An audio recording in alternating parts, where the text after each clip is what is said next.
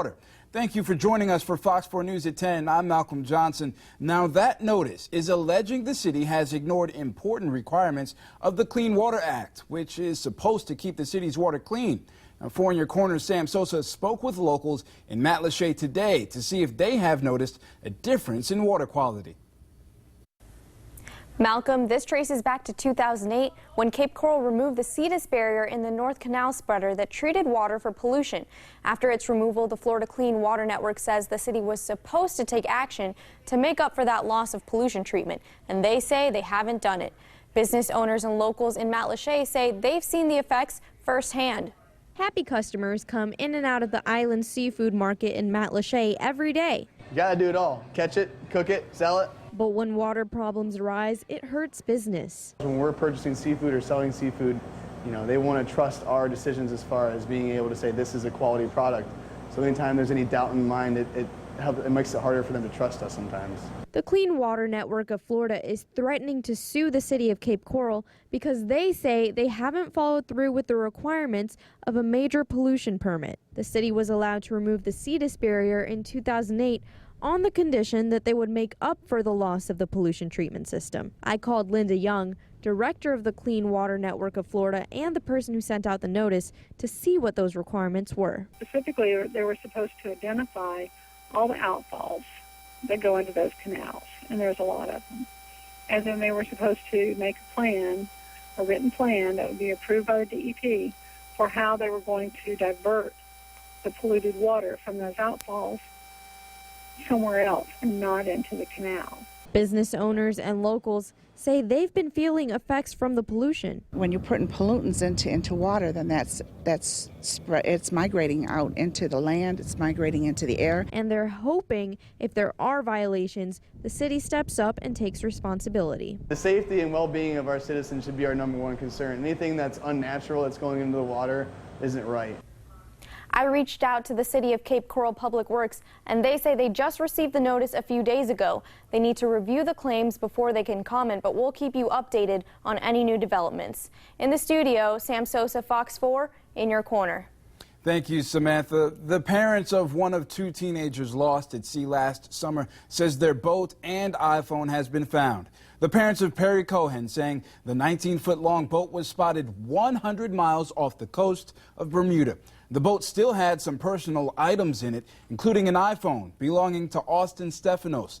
Last July, Stephanos and Cohen, both 14, left Jupiter Inlet in the boat and never returned. Lengthy searches by the Coast Guard and private pilots turned up no clues. The Coast Guard initially locating the boat off New Smyrna Beach, but the company hired by the Coast Guard to bring the boat back couldn't find it. Heads up, Lee County parents, if you applied for School Choice Online, you're now able to view your enrollment results. Assignment letters for families that did not apply online will be postmarked this Monday. The district urges you not to call the district asking about your child's assignment. The letters are coming in the mail, and the district is unable to provide this information over the phone. The number of children showing up to school with their required shots is dropping, according to the Florida Department of Health.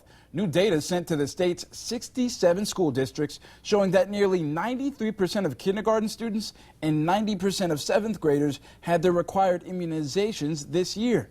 The department stated that's the lowest vaccination level in a decade. Florida law requires school children to get immunized in order to attend school, although the law allows some exemptions. Federal officials saying they will soon begin the next phase of a multi-million-dollar project to erect a bridge across the Everglades in South Florida. Interior Secretary Sally Jewell announcing the plans to raise a 2.5-mile section of US 41 during a visit to Everglades National Park.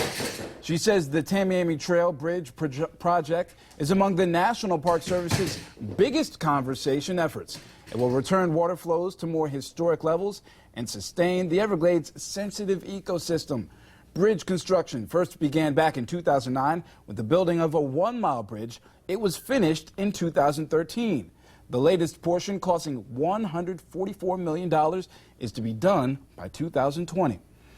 Carnival's cruise to Cuba will sail as planned after the company reached an agreement with the Havana government, allowing Cuban-born people to disembark on the island.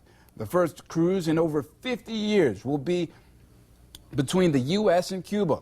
It will go forward May 1st from Miami. Carnival negotiating a change in Cuban policy which previously prohibited Cuban-born people from departing from or arriving on the island by sea. Cruise ships will now be treated by the same as planes. It was a beautiful day in southwestern Florida, and that actually continues right now. We're taking a look here at our radar. You can see things are very quiet out there, and it's going to remain so. We do have a little bit of fog in the forecast actually here. When I put the model into motion for you, you're going to see here that, well, we did have that fog, and we'll get back to that, talking about that in just a second. Taking a look at temperatures out there right now, it is a comfortable evening into the low 70s. Things are actually just going to cool off a little bit more. Now, interestingly enough, what happens is these temperatures are going to cool off to their dew point, and when they do so, what happens is we're going to get some fog tomorrow morning. That's right, something you're probably not used to, especially for this time of the year. Winds out there are fairly light out of the northwest right now, 5 to about 10 miles per hour. But temperatures will basically cool off into the mid to upper 60s. And when that happens, then we're going to get that fog through tomorrow morning. So it'll be a bit of a change for you. But the good news is it's not going to last long. By the time that we get through towards the afternoon, lots of sunshine in the forecast. And I'll tell you all about that coming up in just a bit. Thank you, Trevor. New details in the death of a Florida zookeeper. Stacy Conweiser was killed last week when a tiger at the Palm Beach Zoo attacked her. The zoo's president now saying Conweiser entered a restricted area. Keepers are not allowed to enter tiger enclosures where the tigers have access. Officials are still trying to determine why and how this happened. There are currently 5 ongoing investigations into the incident. A school board in North Florida voting to restrict access to school bathrooms based on a person's biological gender. The Marion County School Board reaching a consensus this week on a resolution that would ban transgender students from using bathrooms for the gender with which they identify. The resolution states that transgender people are not a protected class under federal or state law or under Marion County Public Schools policy. The issue was raised with the board recently when a teacher reported that a transgender student who was born female but identifies as male was using the boys' bathroom. Somewhere along the way, we have to have some adults step in, and that's what this school board has done. Us 4 ladies have said, these are children, and we're stepping in. The resolution will be put on Tuesday's agenda as an emergency item. The only man on the Marion County School Board is the only member who does not plan to vote for the ban. Target Stores says transgender people can use the bathroom of their choice. The store allowing customers to use bathrooms and changing rooms based on the customer's gender identity. That means a customer who was born a man but identifies as a woman can use the woman's bathroom and vice versa. I think that's great because I'm a gay woman, and we've been discriminated for too long. A regular male going into like a female's restroom saying that they are a female, transgender female, that's a problem. Now, Target's announcement comes on the heels of a North Carolina law that only allows people to use public bathrooms based on their gender at birth. Police in southern Ohio seeking answers in the brutal murders of 8 people, 8, all members of a family. Meanwhile, a pastor who knows that family well says the community has no idea who would commit such a heinous act to people who he describes as hardworking. Steve Nons has the latest. Large fears permeate throughout a small town. A search is underway in the Piketon area to find whoever gunned down 8 members of the Roden family. Their bodies were found in 4 different properties on Friday morning. CNN spoke with Pastor Phil Fulton, whose church was attended by some of the victims. How can anyone take innocent lives so ruthless? It's just tragic. The details police have shared about the crime are downright chilling. Most of the victims were shot as they lay in bed. One of the deceased died with her 4-day-old child laying beside her. That infant, one of 3 small children to survive the massacre. Police have warned other members of the Roden family to remain extremely vigilant. Officials read a short statement on their behalf Saturday. The Roden family would like to thank everyone for all the outpouring of prayers and support for their family. They ask that you to continue to keep them in your prayers. Pastor Fulton has been praying often as this tragedy leaves him without answers. I've never had to deal with a situation like this.